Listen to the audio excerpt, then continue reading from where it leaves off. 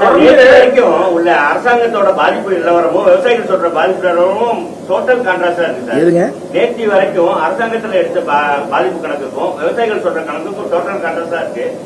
இதை எப்படி பாக்குறீங்க சார்? ஏங்க ஒவ்வொரு இடத்துலயும் கிட்டத்தட்ட இப்போ பாத்தீங்கன்னா 30 லட்சம் மூட்டை கொள்முதல் செய்ய இருந்தது.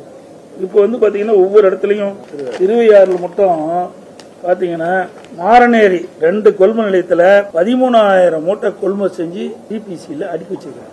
இன்னும் 6,000 மூட்டை கொள்முதல் செய்யும்.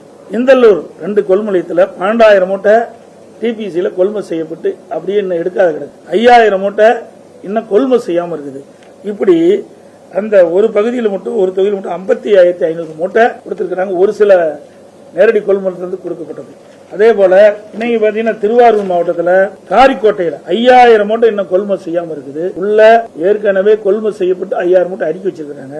பேரையூர்ல 10,000 மூட்டை கொள்முதல் செய்யாம திறந்த வெளியில அடுக்கி வச்சிருக்காங்க.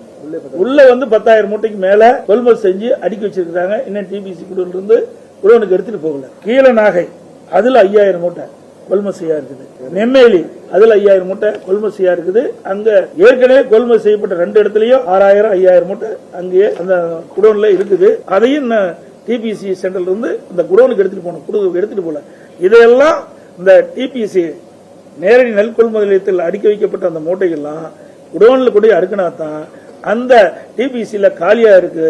அப்பதான் விவசாயியுடைய நெல்லை கொள்முதல் செய்ய முடியும் என்று அங்க இருக்கிறவங்க தெரிவிக்கிறாங்க.